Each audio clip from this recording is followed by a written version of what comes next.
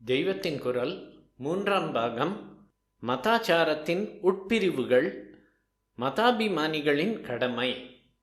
இப்போது நாம் என்ன பண்ண வேண்டுமென்றால், இந்து மதத்திலேயே உள்ள பிரிவுகளில் ஏற்பட்டிருக்கிற குலாச்சாரங்களில் நமக்கு பிறப்பினால் எது அமைந்திருக்கிறதோ அதில் நிறைவு ஏற்படாமல் இதே வைதிக மரபில் இன்னொரு விதமான ஆச்சாரத்தில்தான் நிறைவடைகிறோம் என்றாலும் கூட, எப்படி குமாரில பட்டரும் மங்கையர்க்கரசியும் வெளிப்பட அந்நிய மதங்களை அனுசரித்தாற்போல் இருந்து கொண்டு உள்ளுக்குள் சொந்த மதத்திலேயே பற்றோடு இருந்தார்களோ, அப்படி வெளிப்பட குலாச்சாரத்தையே பின்பற்றி கொண்டு மனசுக்குள் மட்டும் நமக்கு இஷ்டமான உபாசனையை வைத்துக்கொள்ளவே பிரயத்தனம் செய்ய வேண்டும்.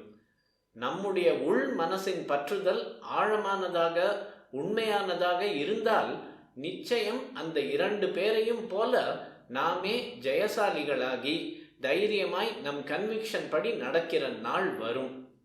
அதுவரை கன்விக்ஷன் படி தைரியமாய் நடக்கக்கூடாதா? இப்படி உள்ளொன்றும் புறமொன்றுமாக நடக்கும்படி உபதேசிப்பதற்கா நீங்கள் ஆச்சாரியன் என்று பெயர் வைத்து கொண்டிருக்கிறீர்கள்? இது மட்டும் மித்தியாச்சாரம் இல்லையா என்றால், ஒன்றை தப்பு என்பது எதற்காக? சுயநலனுக்காக பண்ணினால்தானே? அல்லது ஒருத்தனை கெடுத்து இன்னொருத்தனுக்கு நன்மை பண்ணுவது தானே தப்பு? இதிலே அந்த மாதிரி தப்புகள் ஒன்றும் இல்லையே. ஒருத்தனையும் கெடுத்து விடக்கூடாது. ஏற்கனவே சுவாதந்திரியம் என்று சொல்லிக்கொண்டு குலாச்சாரங்களை விட்டு கெட்டுப்போய் கொண்டிருப்பவர்களுக்கு மதாபிமானம் உள்ள நாமும் வலு தந்து விடக்கூடாது.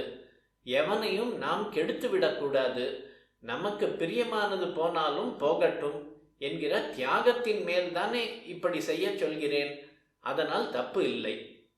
அதனால் வைதிகாச்சாரங்களையே விட்டு மதாந்திரங்களுக்கு மாறினால்தான் தப்பு என்றும், வைதிகாச்சாரங்களிலேயே ஒரு சம்பிரதாயத்திலிருந்து இன்னொன்றுக்கு போனால் தப்பில்லை என்றும் நினைக்காமல் முடிந்த மட்டும் அவரவரும் குலாச்சாரப்படியே நடக்கத்தான் பாடுபட வேண்டும்.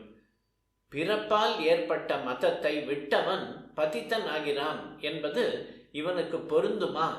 விட்டதோடு நாஸ்திகனாகவோ இதர மதம் ஒன்றுக்கோ போகாமல் வைதிகாச்சாரத்திலேயே இன்னொன்றுக்குத்தானே போகிறான் என்றால், இவன் அளவில் ஒன்றை விட்டு விட்டு நல்ல வழியில் இன்னொன்றை பிடித்து கொள்கிறான் என்றாலும், இந்த ஸ்வதந்திர யுகத்திலே மற்றவர்கள் இவனை பார்த்து குலாச்சாரத்தை விடுவதில் மட்டும் துணிச்சல் அடைந்து இன்னொரு ஆச்சாரத்தில் போகாமல் தப்பு வழியில் அல்லவா போவார்கள்.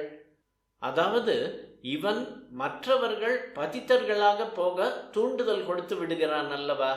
இப்படி பண்ணினவனை மட்டும் பதித்தனாகிற தோஷம் விடுமா?